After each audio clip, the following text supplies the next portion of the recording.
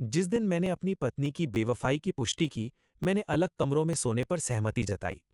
3 महीने बाद मेरे पास पर्याप्त सबूत थे कि मैं अपनी पत्नी के कमरे में वापस लौट आऊं। जैसे ही मैं अंदर घुसा, उसने तुरंत अपना फोन बंद कर दिया, अपनी पीठ मेरी तरफ कर ली और कहा कि वो थक गई है और सोना चाहती है। मैं बिस्तर के किनारे पर बैठ गया और बोला, चलो बात करते हैं। बात करने को कुछ नहीं है। ये सिर्फ उस छोटी सी बात के बारे में है। मैं तुम्हें बाहर जाने की अनुमति देता हूं, लेकिन मैं उसकी बेसब्र स्वर नहीं सुनना चाहता। मैंने शांति से कहा, अगर मैं बाहर जाऊं तो तुम्हारे अस्तित्व का क्या मतलब है? क्या तुमने मेरे वित्तीय बोझ को साझा किया है या मुझे भावनात्मक मूल्य प्रदान किया है? घर के बड़े और छोटे सभी मामलों को मैं संभालता हूं। अगर मैं बाहर जाऊं तो मुझे तुम्हारी क्या जरूरत है? हे यिंग ने मुड़कर मुझे घूरा। तुम्हारा क्या मतलब है, तलाक? वो उठकर बैठ गई। देंग मिलियांग, सिर्फ इसलिए कि मैं तुम्हें छूने नहीं देती तुम तलाक चाहते हो? तुम कहते हो कि मैं वित्तीय बोझ साझा नहीं कर सकती या भावनात्मक मूल्य नहीं दे सकती। बच्चे को जन्म किसने दिया? क्या वो पत्थर से निकला है? मैंने उसे घूरते हुए देखा जब वो जन्म दे रही थी। उसे चेतावनी दी, इस तरह की स्थिति में हमें बच्चे के जैविक पिता की तलाश नहीं करनी चाहिए। क्या मैंने ये किया? हाँ। डेंग मिलियांग, तुम कमीने, तुमने मुझे तकिया क्यों फेंका? ये मेरे चरित्र का अपमान है। हे यिंग, हम दोनों वयस्क हैं और हमें अपने कार्यों की जिम्मेदारी लेनी चाहिए। क्या तुम सोचते हो कि मैं बिना किसी सबूत के अफवाहें फैलाकर खुद को सींग लगवाऊंगी? ठीक है, फिर मुझे सबूत बताओ। जब तक तुम सबूत दे सको, मैं तलाक के लिए सहमत हूं। मैं उसे पितृत्व परीक्षण रिपोर्ट दिखाऊंगा। अपनी कुत्ते जैसी आंखें खोलकर अच्छे से देखो। हे यिंग ने लाइट जलाई और पितृत्व परीक्षण रिपोर्ट को देखा। चैन निल्यांग, तुमने मेरी पीठ पीछे बच्चे के साथ पितृत्व परीक्षण करवाया। तुम मुझे बिल्कुल विश्वास नहीं करते। मैंने उसे देखा। जाओ अपना चेहरा धो लो, शांत हो जाओ और अपने शब्दों को व्यवस्थित करो। मुझे लगता है कि तुम जो कह रही हो वो इंसानी नहीं है। तुम मुझे बिल्कुल विश्वास नहीं करते। इस रिश्ते को जारी रखने का कोई मतलब नहीं है। हे यिंग गुस्से में अपना सामान पैक करने लगी। 1 दर्जन मिनट बाद उसने दरवाजा पटक कर छोड़ दिया। इस तरह की बात असामान्य नहीं थी। पहले चाहे कोई भी बहस हो, वो घर छोड़कर चली जाती। कभी 1 दिन, कभी 2 या 3 दिन, फिर सभी संपर्क ब्लॉक कर देती। उसके भावनात्मक विस्फोट असहनीय थे। परिवार को एक साथ रखने के लिए मैं हमेशा सतर्क रहता, उसे नाराज करने से डरता। मैंने हमारे बीच की सबसे छोटी चीजों को भी सहन किया। लेकिन आज, जैसे ही वो गई, मैंने उसके सभी संपर्क ब्लॉक और डिलीट कर दिए। वो अस्तित्व में नहीं थी। मैं देखूंगा कि पहले वो तलाक के लिए सहमत होने वापस आएगी या मुझे तलाक की समन पहले मिलेगी। जैसे ही वो गई, मैंने बच्चे को जगा दिया। मैं जानता था कि बच्चा निर्दोष है, लेकिन सच्चाई ने मुझे गहराई से मारा। मैं ये नाटक नहीं कर सकता था कि कुछ हुआ ही नहीं और किसी और के बच्चे को पालूं। मैंने अपनी भावनाओं पर काबू पाने की कोशिश की, एक बहाना बनाया और उसी रात बच्चे को उसके ननिहाल भेज दिया। मेरी सास ने पूछा, मिल्यांग, बच्चे को कल स्कूल जाना है, इतनी रात को बाहर क्यों आए? बच्चे को यहाँ क्यों भेज रहे हो? मैंने एक शब्द नहीं कहा, बस पितृत्व परीक्षण रिपोर्ट फेंक दी। हे यिंग का मायका आज रात शांत नहीं रहेगा। अगली सुबह जब मैं उठा ही था कि हे यिंग पहले से ही रसोई में व्यस्त थी। 7 साल की शादी में पहली बार मैंने उसे खाना बनाते देखा। जब उसने नाश्ता टेबल पर रखा तो स्पष्ट था कि ये उसका पहली बार खाना बनाना नहीं था। मैं बस ये सोच रहा था कि इससे पहले उसने अपनी पाक कला का प्रदर्शन किसे दिखाया होगा। ये स्वादिष्ट और शानदार लग रहा था। वो रसोइये के कपड़े पहने टेबल पर बैठी इंतजार कर रही थी, लेकिन कोई आया नहीं। जब मैं बैठकर तैयार हो गया तो मैंने तलाक के कागजात टेबल पर रख दिए। उसने मेरा हाथ पकड़ लिया। पति, क्या तुम मुझे ये नहीं पूछोगे कि मैं कल रात कहाँ गई थी? मैं सिर्फ इस बात की परवाह करता हूं कि मेरा प्रेमी कहाँ है, तुम नहीं। वो चुपचाप रोने लगी, काफी दयनीय लग रही थी। पहले मैं इस पर फंस जाता था, लेकिन अब मुझे कुछ भी महसूस नहीं हो रहा था। क्या तलाक वाकई जरूरी था? हाँ पति, कल मैं अपनी माँ के यहाँ गई थी। मैं देर रात वापस आई। मेरे पिता को बस शक हुआ कि हम लड़ रहे हैं। अगर उन्हें पता चल जाए कि मैं तलाक ले रही हूं, तो उनका शरीर इसे सहन नहीं कर पाएगा। इसका मुझसे क्या लेना देना? तुम इतने निर्मम कैसे हो सकते हो? हे यिंग को देखते हुए, जो अभी भी मेरे सामने नाटक कर रही थी, मैंने सीधे उसके झूठ को उजागर कर दिया। क्या तुमने ध्यान नहीं दिया कि बच्चा घर पर नहीं है? मैंने बच्चे को कल तुम्हारी माँ के यहाँ भेज दिया था। क्या तुमने उसे देखा? हे यिंग का चेहरा जाम हो गया। मैं परिवार को कैसे बताऊं, लेकिन ये सच है कि मेरे पिता का स्वास्थ्य खराब है। उन्हें तनाव नहीं देना चाहिए, इसलिए मैं आधी रात में घर जाने की हिम्मत नहीं कर सकी। उसने कुछ नाराजगी से कहा, तुम जानते हो वो ठीक नहीं है, फिर आधी रात में बच्चे को वहां कैसे भेज दिया? मैंने उसे देखा और कहा कि बोलने से पहले सोच ले। तुम ही बेवफाई की हो। तुम्हारी बेवफाई की वजह से ही मैंने बच्चे को वहां भेजा। तुम ही बेवफाई की हो। तुम्हारे पिता को तनाव किसने दिया? क्या तुम सोचती हो कि जब तुम बेवफाई करोगी तो वे इसे स्वीकार कर लेंगे? मैंने बेवफाई नहीं की। हे यिंग और भी जोर से रोने लगी। तुम मुझे गलत मत ठहराओ। तुम जानती हो कि तुमने मुझे गलत ठहराया है या नहीं। मैं तुम्हें 3 दिन विचार करने के लिए देता हूँ। अगर तुमने आपसी सहमति से तलाक के लिए सहमत नहीं हुई तो मैं तलाक का मुकदमा दायर करूंगा। साथ ही आज अपना सामान पैक करो और बाहर चली जाओ। तुम्हें देखकर घिन आती है। मैं फोटो के दौरान रोने की परवाह किए बिना उठकर चला गया। आज मुझे और महत्वपूर्ण काम करने हैं। कोई शुजिए विदेश से मास्टर्स डिग्री प्राप्त कर वापस आई हुई और स्टार युगो मीडिया ग्रुप की प्लानिंग विभाग की डायरेक्टर, वो व्यक्ति है जिसने मेरे साथ बेवफाई की है। आज मैं उसका सामना करने जा रहा हूँ। न तो व्यभिचारी और न ही व्यभिचारिणी इस लड़ाई से बचनी चाहिए। इस व्यस्त व्यक्ति से मिलने के लिए अपॉइंटमेंट करवाना पड़ता है। मैंने रिसेप्शनिस्ट से कोई शुजिए से संपर्क करवाया। मैंने सिर्फ अपना नाम बताया तो उसने मिलने के लिए सहमति दे दी। कोई शुजिए के ऑफिस में मैंने उसे देखा। क्या मुझे खुद का परिचय देने की ज़रूरत है? जो भी व्यक्ति इस इंडस्ट्री में है और वेनियाओ कल्चर ग्रुप के लेजेंडरी ऑपरेशंस डायरेक्टर चेन मिंगलियांग को नहीं जानता, वो इस इंडस्ट्री में रहने के लायक नहीं है। कोई शुजिए ने हाथ बढ़ाया। डायरेक्टर चेन, मुझे उम्मीद है आप सहयोग की चर्चा करने आए हैं। मैंने हाथ नहीं बढ़ाया। क्या उसने मेरी मंशा भांप ली? कोई शुजिए ने अजीब तरीके से मुस्कुराते हुए कहा, डायरेक्टर चेन के स्टेटस और पोजीशन के साथ उन्हें महिलाओं की कोई कमी नहीं होगी। क्या ये जरूरी था? फिर मुझे तुम्हारी पत्नी के साथ खेलने दो। कोई शुजिए का चेहरा काला पड़ गया। वो कुर्सी पर पीछे टिक गया। शादीशुदा महिला को ढूंढना अनैतिक है, मैं मानता हूं। उसने आंखें सिकोड़कर मुझे देखा। लेकिन क्या ये अवैध है? डायरेक्टर चैन की बिजनेस समझ इस इंडस्ट्री में बेमिजोड़ है। हाँ, ये वही है। उसने मुझे अंगूठा दिखाया। लेकिन शादी के मामले में तुम्हारा हालत ऐसा है। हे यिंग ने मुझसे बहुत कुछ सीखा है। क्या उसने तुम पर भी ट्राई किया? क्या तुम मुझे मारना चाहते हो? कसकी, तुम्हारी पत्नी के साथ होना मेरे लिए अवैध नहीं है, लेकिन किसी को मारना अवैध है। कोई शुजिए ने होंठ सिकोड़ लिए। वो जोर से नहीं हंसा, लेकिन ये चुप्पी भरी चुनौती और व्यंग स्पष्ट रूप से ज्यादा गुस्सा दिलाने वाला था। कसकी, मुझे उसके चेहरे पर गुस्सा नहीं देखा। मैंने शांति से यूएसबी ड्राइव निकाला और उसके सामने रख दिया। पहले इसे देख लो। मुझे यकीन है कि उसके बाद तुम मुझसे अलग तरीके से बात करोगे।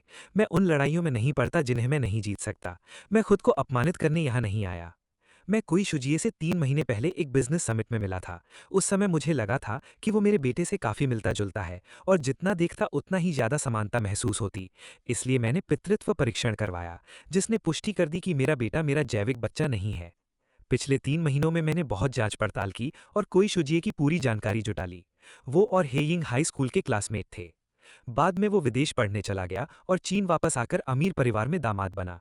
ली शाओयान शिंगयू मीडिया ग्रुप की बेटी है। कोई शुजिए की पत्नी है। उसने न सिर्फ हे यिंग के साथ अनुचित संबंध बनाए, बल्कि यूएसबी ड्राइव में सबूत हैं। कुछ वीडियो पूरी तरह स्पष्ट रूप से कोई शुजिए की बेवफाई की पूरी प्रक्रिया दर्ज करते हैं। कोई शुजिए का चेहरा धीरे धीरे पीला पड़ता गया। अगर प्रेसिडेंट ली को ये वीडियो दिख जाए तो तुम्हें क्या लगता है उनकी प्रतिक्रिया क्या होगी? कोई शुजिए ने माथे का पसीना पोंछा।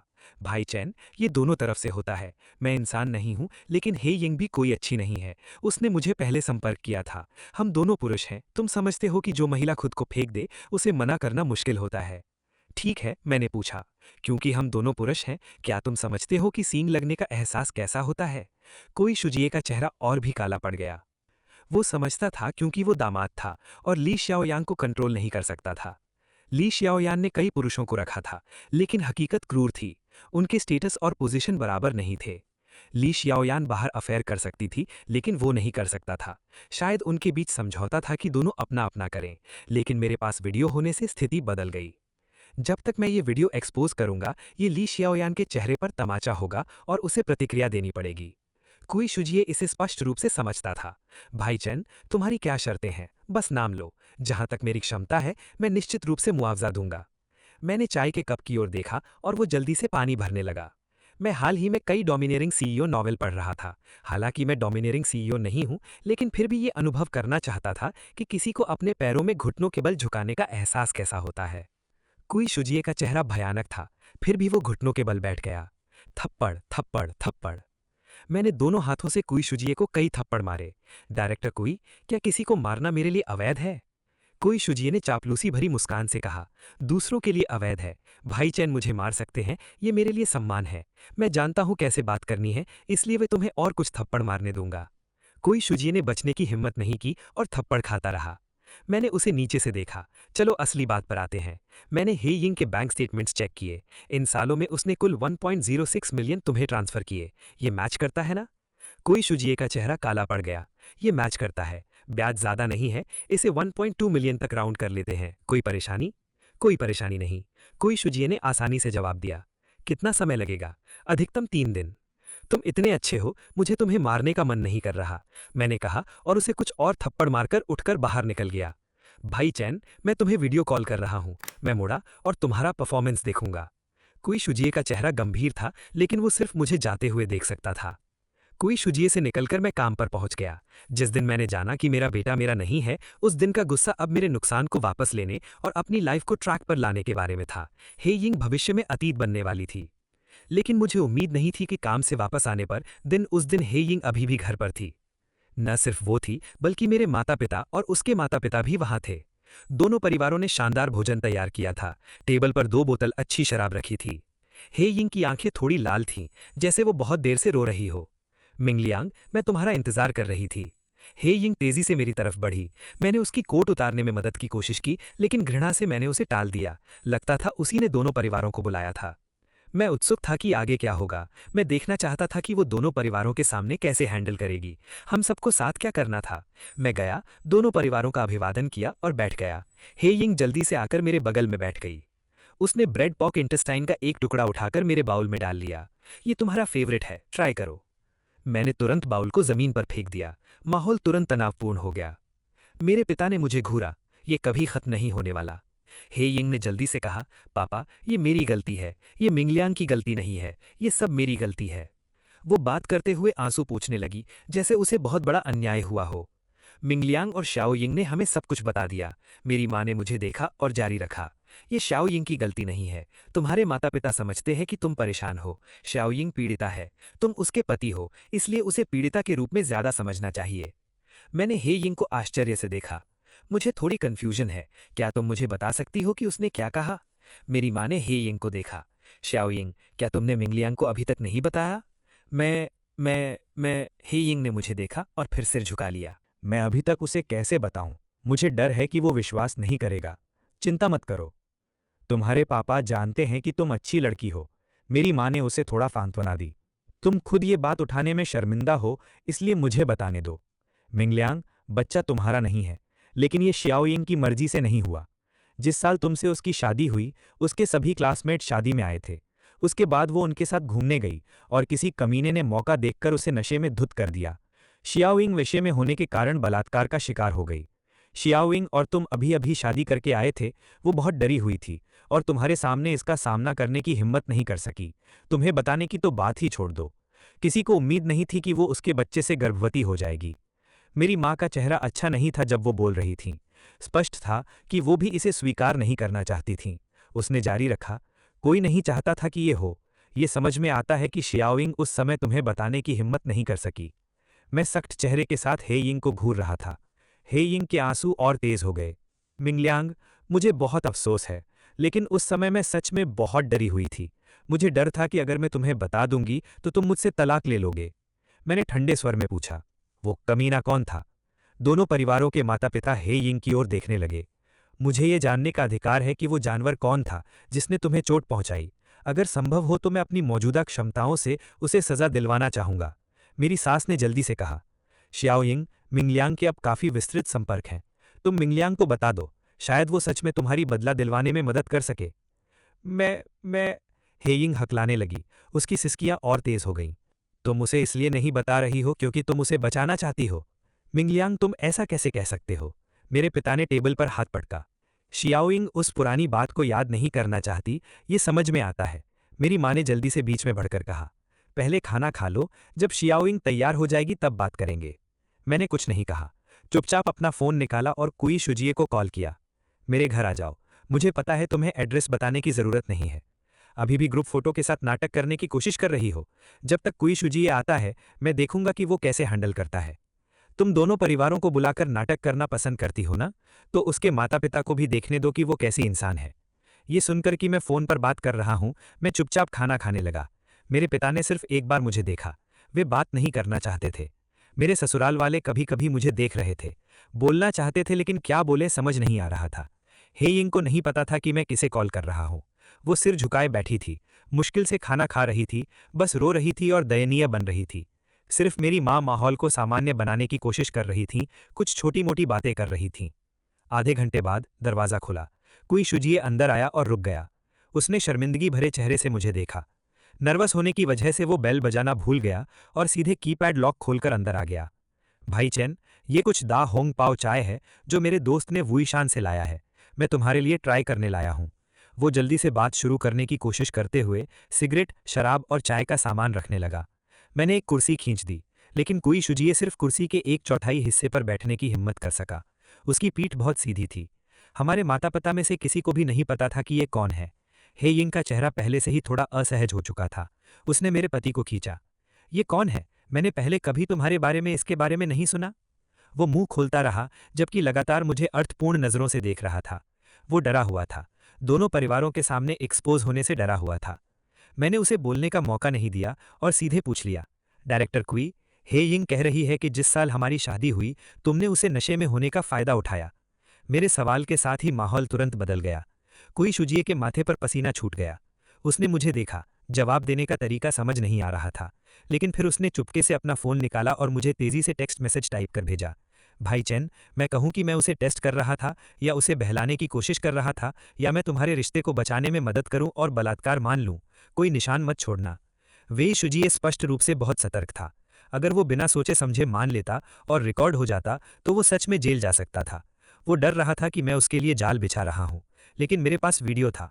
वो नहीं जानता था कि मेरा मतलब क्या है और डर रहा था कि अगर उसका जवाब संतोषजनक नहीं हुआ तो वीडियो उसकी पत्नी के पास पहुंच जाएगा। मैंने जवाब नहीं दिया। मैंने बस अपना फ़ोन पूरे ग्रुप फोटो के सामने रख दिया। तुम्हें क्या लगता है उसे क्या कहना चाहिए? या शायद तुम दोनों को चर्चा कर लेनी चाहिए कि इस नाटक को कैसे खेलें? हे यिंग ने अपने आंसू पूछे और मजबूरी में शांत और संयमित भाव बनाया। इसके बारे में बाद में बात करते हैं। मॉम और डैड यहाँ हैं, पहले खाना खा लें, ठीक है? डायरेक्टर कुई, बताओ, क्या मैं पत्नी नहीं ढूंढ सकता या मैं उसके बिना नहीं रह सकता? मैंने कुई शुजिए को देखा और उसे सच बताने को कहा। कुई शुजिए ने माथे का पसीना पोंछा।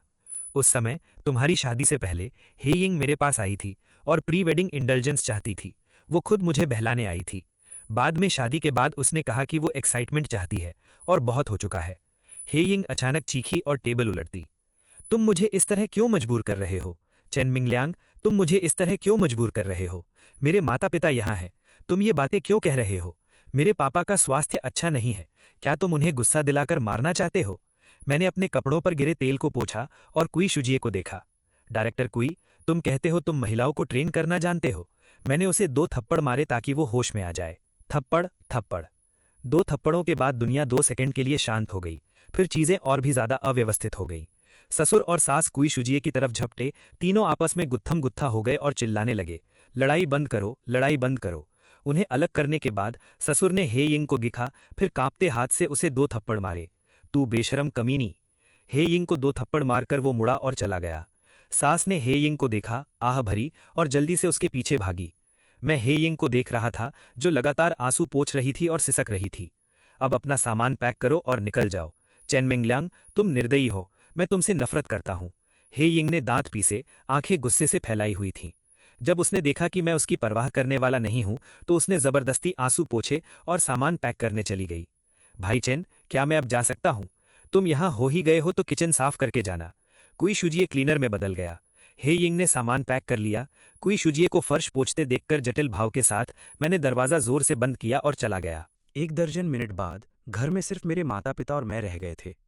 मेरी माँ अभी भी हे यिंग को कोस रही थीं, कह रही थीं कि पहले वो उसे कितना समझती थीं, अब उसे मारने का मन कर रहा है।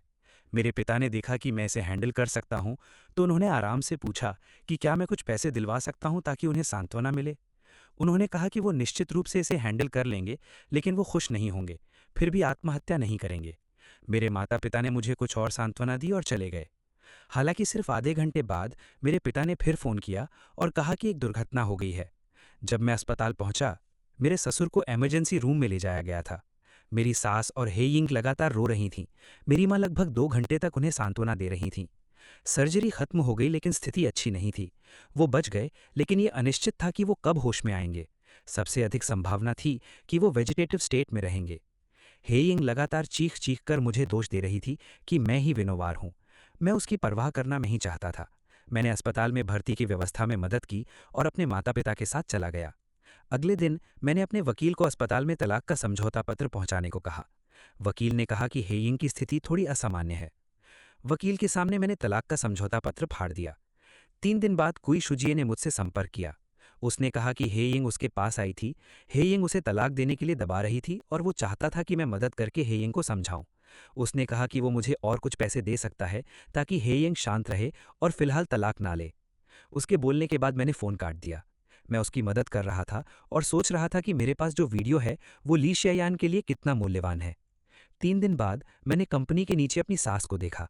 वो कुछ दिनों में जितनी मैंने देखी थी उससे कहीं ज़्यादा बुजुर्ग लग रही थी। इस समय में उन्होंने ज़्यादा आराम नहीं किया होगा। उनकी आंखें खून से लाल और चमकदार थीं। मुझे श्याओइंग से बात करनी है। शैडो, क्या तुम तलाक ले रहे हो?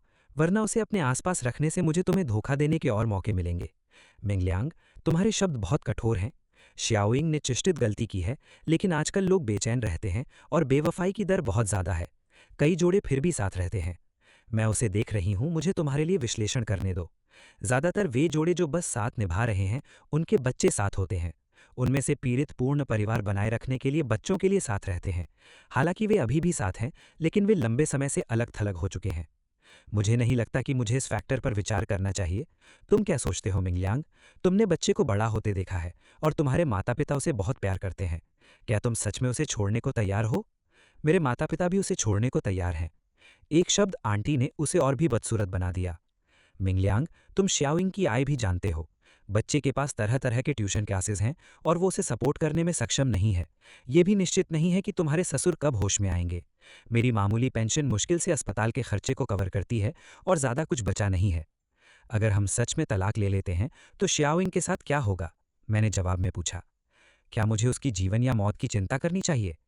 बच्चे को पालने की बात पर तुमने हेयिंग से कहा कि उसे वो सारे पैसे वापस करने होंगे जो मैंने इन सालों में बच्चे पर खर्च किए हैं। मैंने पहले ही लिस्ट बना ली है, तो मैं कोई छोटी मोटी राशि नहीं मांगूंगा। 6,80,000 रुपीज़, एक पैसा भी कम नहीं। मेरी सास का चेहरा काला पड़ गया और उनकी आवाज़ ठंडी हो गई। पति पत्नी का एक दिन भी 100 दिनों की मेहरबानी होता है। तुम बहुत बेदर्द हो रहे हो। अगर तुम सच में तलाक चाहते हो तो मैं उसकी माँ के रूप में खड़ी नहीं रह सकती और श्याओइंग को कुछ लिए बिना जाने नहीं दे सकती। तुम कहते हो श्याओइंग ने बेवफाई की, लेकिन तुम सिर्फ अपने मुंह से नहीं कह सकते। तुम्हें ठोस सबूत चाहिए। तुम कोई सबूत नहीं दे सकते। भले ही हम कोर्ट जाएं, श्याओइंग को बिना कुछ लिए जाने का आदेश नहीं दिया जा सकता। आंटी, मुझे एक वीडियो दिखाने दो। मैंने अपना फ़ोन खोला और वीडियो चलाया। मेरी सास ने तेजी से अपना सिर दूसरी तरफ मोड़ लिया, जैसे वो कुछ ढूंढना चाहती हो। क्या ये सबूत पर्याप्त स्पष्ट है? मैंने 3 महीने पहले समस्या पता चलने के बाद घर में कैमरे लगाए थे। ऐसे और भी कई वीडियो हैं। क्या मैं और देखना चाहती हूँ? मेरी सास उदास होकर चली गईं। अगले दिन वो एक फ़ोटो लेकर आईं। आखिरकार उन्हें समझ आ गया कि कोई शुजिए मुझसे इतना क्यों डरता है। मैं तलाक के लिए सहमत हूँ और बिना कुछ लिए चली जाऊंगी, लेकिन मेरी एक शर्त है, मुझे तुम्हारे पास वीडियो की एक कॉपी दो। तुम्हें मेरे साथ बातचीत करने का क्या अधिकार है? क्या तुम इन वीडियोस का इस्तेमाल करके कोई शुजिए को धमकाकर अपने भविष्य के खर्चे के लिए पैसे वसूलना चाहती हो? मुझे अफसोस है, मैं वादे का पक्का हूँ और ऐसी बात नहीं करूंगा। चैन मिंगलियांग, तुम बस मुझे अच्छा देखना बर्दाश्त नहीं कर सकते ना? पहले मैं चाहता था कि तुम दुनिया की सबसे खुश औरत बनो। अब मैं चाहता हूं कि तुम दुनिया की सबसे दुखी औरत बनो। चैन मिंगलियांग, मत सोचो कि मैं तुम्हारे बिना नहीं रह सकती तो मैं नहीं कर सकती। कोई वीडियो नहीं। जब तक बच्चा यहाँ है, कोई शुजिए को मुझे पैसे देने होंगे। जहां तक तलाक की बात है, तुम मुकदमा दायर कर दो। हेयिंग गुस्से में चली गई। उसकी पीठ को देखते हुए मुझे लगा कि मुझे कुछ और करना चाहिए। ये बात मेरे मन में हमेशा से थी। ये दो धारी तलवार थी, लेकिन आने वाला फोटोशूट निश्चित रूप से मुश्किल खड़ी कर देगा। उसे शोर मचाने देकर और मुझे निष्क्रिय स्थिति में डालने देने के बजाय मैंने खुद पहल करने का निर्णय लिया। मैं फिर जिंग्यू मीडिया ग्रुप गया, लेकिन इस बार मैं कोई शुजिए से मिलने नहीं जा रहा था, बल्कि ली शियायान से। ली शियायान, जानते हुए कि मेरे पास कोई शुजिए का राज है, ने किसी को मुझे अपनी ऑफिस ले जाने को कहा। मैं पहले से जानता था कि ली शियायान ने कभी उसे आमने सामने नहीं देखा था। जब मैंने उसे आमने सामने देखा तो कोई शुजिए से मैं कुछ प्रभावित जरूर हुआ। हाई क्लास कपड़े भी उसके अच्छे फिगर की कमी को पूरा नहीं कर पाते थे। हालांकि इस व्यक्ति में बहुत मजबूत आभा थी। उसने मुझे देखा और कहा, तुम पहलती। मेरे पास कोई शुजिए का लाज है। मैं बदले में क्या चाहता हूँ? मैं बस नहीं चाहता कि प्रेसिडेंट ली अंधेरे में रहें। हालांकि मैं एक कंपनी का ऑपरेशंस डायरेक्टर हूँ, लेकिन ली शायान की तुलना में मैं कुछ नहीं हूँ। मेरे पास जो वीडियो है वो कुई शुजिए के लिए फायदेमंद हो सकता है, लेकिन ली शायान के लिए वैसा नहीं। अगर मैं इस ली परिवार की बेटी को नाराज करता हूं तो मैं अपना भविष्य बर्बाद कर लूंगा। लोग कभी संतुष्ट नहीं होते। ये वीडियो कुई शुजिए को बर्बाद करने के लिए काफी है। बोलने के बाद मैंने यूएसबी ड्राइव सौंप दी। ये राज सार्वजनिक होंगे या नहीं, ये पूरी तरह प्रेसिडेंट ली पर निर्भर है। ली शियायान ने बिना भाव पत्रे वीडियो कंटेंट देखा। कोई शुजिए, क्या तुम्हारा मुझसे कोई ग्रज है? महिला प्रात्रिका मेरी पत्नी है। ली शियायान ने वीडियो बंद कर दिया। तुम्हें क्या मुआवजा चाहिए? कोई शुजिए गलत है, मैंने पहले ही उसे आर्थिक कीमत चुकाई है। चैन मिंग, वन्याओ कल्चर ग्रुप के ऑपरेशंस डायरेक्टर। लियांग, सही ना? मैं हिम्मत नहीं कर सकता। ली शियायान मुस्कुराई। मैं जल्द ही तुम्हारे ग्रुप के साथ एक प्रोजेक्ट पर चर्चा करने वाली हूँ। तुम संपर्क व्यक्ति रहोगे। इससे तुम्हें क्या फायदा मिल सकता है, ये तुम्हारी क्षमताओं पर निर्भर है। ठीक है, मैं आपका ऑफर खुशी से स्वीकार करती हूँ। थोड़ी औपचारिक बातचीत के बाद मैं विदा हो गया। जब मैं चला गया तो ली शियाओयान ने उत्सुकता से वीडियो खोला। वो बार बार फास्ट फॉरवर्ड कर रही थी। उसने गुस्से में अपना पानी का ग्लास जमीन पर पटक दिया। चेन मिंगलियांग, तुम कमीने! इन वीडियो का क्रम मैंने खास तौर पर व्यवस्थित किया था। ली शियाओयान ने जो पहला वीडियो देखा वो उसके घर का था। कुई शुजिए ने ग्रुप फोटो चुराकर अपने घर रखी थी। लेकिन ली शियाओयान अब जो वीडियो देख रही थी उसमें महिला मुख्य भूमिका में थी और पुरुष मुख्य भूमिका कुई शुजिए नहीं था। ली शियाओयान का बड़ा परिवार शायद सिर्फ इसीलिए कुछ नहीं करेगा क्योंकि कुई शुजिए ने बेवफाई की। उसका परिवार मुनाफे को महत्व देता है। ये सिर्फ एक चेतावनी हो सकती है। कुई शुजिए निश्चित रूप से मुझसे नाराज है क्योंकि मेरे पास वीडियो है। जब तक वीडियो मौजूद है उसे बम बनने से बचाने के लिए मुझे धीरे धीरे कुई शुजिए की भूमिका कम करनी होगी। जिस क्षण वो कुई शुजिए को छोड़ सकेगा वो बहुत संभावना है कि मुझ पर बदला ले। क्रूर नहीं होना चाहिए लेकिन सतर्क अवश्य रहना चाहिए। स्वर्ग की नजरें हैं। उसने लापरवाही से काम किया और संयोग से इन 3 महीनों में उसने किसी को घर लाया। मैं इस वीडियो का इस्तेमाल फायदे के बदले नहीं करना चाहता। जब तक ली शियाओयान मेरे लिए खतरा नहीं बनती ये वीडियो कभी सार्वजनिक नहीं होगा। मुझे लगता है कि ली शियाओयान अगली बार अपनी सच्ची नीयत दिखाएगी। ठीक 3 दिन बाद एक बम जैसी खबर सुर्खियों में छा गई। ली शियाओयान के पति कुई शुजिए पर कंपनी के बड़ी राशि हड़पने का आरोप लगा और उसे गिरफ्तार कर जेल भेज दिया गया। जांच के दौरान ये भी पता चला। सीधे शब्दों में कहें तो कुई शुजिए के कई अवैध और अनियमित कार्यों का मकसद उसे पूरे ग्रुप के सारे घाटे और अवैध गतिविधियों का दोषी ठहराना था। अमीर परिवार में दामाद चुनने का तरीका बहुत खास होता है। कुई शुजिए वाकई उत्कृष्ट था, लेकिन सबसे महत्वपूर्ण बात यह थी कि उसके दुनिया से संबंध थे और लोग थे जिनकी वो परवाह करता था। वो सारे बोझ उठाता है और जिन लोगों की वो परवाह करता है वे अच्छी जिंदगी जी सकते हैं। ये खबर आने के बाद हे यिंग स्तब्ध रह गई। हे यिंग के पास वीडियो नहीं था, लेकिन वो आत्मविश्वास से भरी थी कि जब तक वो कुई शुजिए का सामना करेगी, कुई शुजिए स्थिति बढ़ने से बचने के लिए शोर नहीं मचाएगा और फिर वो पैसे हासिल कर लेगी। हालांकि कुई शुजिए गिरफ्तार हो गया और उसकी आखिरी सहारा भी चला गया। कुई शुजिए की गिरफ्तारी के 7 दिन बाद हे यिंग ने फिर से मुझसे संपर्क किया।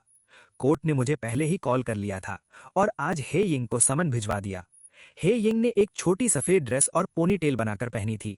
यही हमारे पहले डेट की पोशाक थी। उस समय जो कपड़े उसने पहने थे मेरे दिल को छू जाते थे। अब वे मुझे घिन आती है। मैं सच में जानती हूं कि मैंने गलत किया। मैं क्षण भर के लिए कुई शुजिए की मीठी बातों में बहक गई। कई दिनों से मुझे रात में नींद नहीं आ रही। चलो फिर से कोशिश करते हैं, ठीक है? मैं तलाक नहीं चाहती। मैं सच में नहीं चाहती। ये नहीं कि वो तलाक नहीं चाहती, बल्कि वो मुझे अपना भोजन टिकट समझती है। सारे भोजन टिकट भ्रम बन चुके हैं और अब वो मेरा भोजन टिकट फिर से शुरू करना चाहती है। हे यिंग, शादी में जो व्यक्ति तुमसे प्यार करता है वो बेवकूफ बनने को तैयार रहता है, बशर्ते वो तुमसे प्यार करता हो। अब मैं तुमसे प्यार नहीं करता। हे यिंग का चेहरा थोड़ा सख्त हो गया और फिर से आंसू भर आए। उसने सिर झुका लिया। तो चलो तलाक पर सहमत हो जाते हैं। संपत्ति में से मुझे कितना हिस्सा दोगे? मुझे भी तो जीना है। क्या मैं तुम्हारा बाप हूं? तुम्हें जीने की जरूरत का मुझसे क्या लेना देना? तलाक की बात मत करो। यहां तक कि शादी के दौरान भी एक व्यक्ति दूसरे को पालने वाला नहीं होना चाहिए। ये 2 स्वतंत्र लोगों का साथ आना चाहिए, अपनी अपनी क्षमताओं से एक दूसरे की पूर्ति करना और जीवन को बेहतर बनाना। जब मैंने कहा कि तुम वित्तीय बोझ साझा नहीं कर सकती या भावनात्मक सहारा नहीं दे सकती, तो मैं तुम्हारी तारीफ कर रहा था। मेरी जिंदगी में तुम्हारी भूमिका मुझे पीछे खींचने की है। तुम लिंग समानता की बातें करती रहती हो, लेकिन हकीकत में तुम अपने अधिकारों का आनंद लेती हो जबकि जिम्मेदारियों से भागती हो। कुई शुजिए के बिना भी हमारा रिश्ता ज्यादा दिन नहीं चलता। हे यिंग आंखें लाल करके पूछने लगी, क्या तुम बिल्कुल बेदाग हो? अगर तुमने इन सालों में मेरा सहारा नहीं दिया होता तो क्या मैं असफल होती? इन सालों में मैंने अपनी जवानी तुम्हारे साथ बिताई है, तुम्हें मुझे कुछ मुआवजा जरूर देना चाहिए। मैं गुस्से में हंस पड़ा। लिंग समानता का मतलब सभी पहलुओं में समानता है। तुम्हारी जवानी मेरी जवानी जितनी कीमती नहीं है। फोटो दिखाता है कि तुम बाहर मस्ती कर रही थी जबकि मैं तुम्हारा पति था। मुझे सच में उम्मीद है कि भविष्य में कानून ऐसे लोगों को सजा देगा जो दिमागी तौर से धोखा खा चुके हैं। उसे देखकर मैं बोलना चाहता था। मैंने जल्दी से उसे रोक दिया और कहा, कोर्ट में मिलते हैं। मुकदमे के दिन हे यिंग कोर्ट में नहीं आई। मेरे पास पर्याप्त सबूत थे और उसकी गैर हाजिरी में तलाक मंजूर कर दिया गया। मैंने सुना कि फैसला मिलते ही हे यिंग का मानसिक संतुलन बिगड़ गया और बाद में उसे मानसिक अस्पताल में भर्ती करा दिया गया। दूसरी तरफ मेरी नई जिंदगी पहले से ही शुरू हो चुकी थी। 1 महीने बाद मेरे माता पिता मुझे फिर से शादी करने के लिए उकसाने लगे। क्योंकि मैं स्टारियो मीडिया ग्रुप के प्रोजेक्ट का प्रभारी था, मेरी आय काफी बढ़ गई थी और मैं ज्यादा उत्कृष्ट महिलाओं से घिरा हुआ था। अभी मैं शादी के बारे में नहीं सोच रहा था, लेकिन मुझे विश्वास था कि एक दिन मैं जरूर अपनी सच्ची प्रेमिका ढूंढ लूंगा। एक दोपहर मैंने एक कलीग से सुना कि किसी दूसरी कंपनी के एक सीनियर एग्जीक्यूटिव ने अनहैप्पी मैरिज की वजह से इमारत से कूदकर आत्महत्या कर ली। उसने अपने लंबे समय से दबे हुए पारिवारिक जीवन को खत्म करने का फैसला किया। मैं विधुर जैसी शादी से मुक्त होने पर कुछ राहत महसूस कर रहा था। अब मैं सच में समझ गया हूं कि आपसी सहयोग कितना महत्वपूर्ण है। एक परिवार को अकेले एक व्यक्ति द्वारा नहीं संभाला जा सकता। मैं उस दिन का इंतजार कर रहा हूं जब वो मेरी जिंदगी में आएगी और हम अपना छोटा सा घर साथ मिलकर बसाएंगे।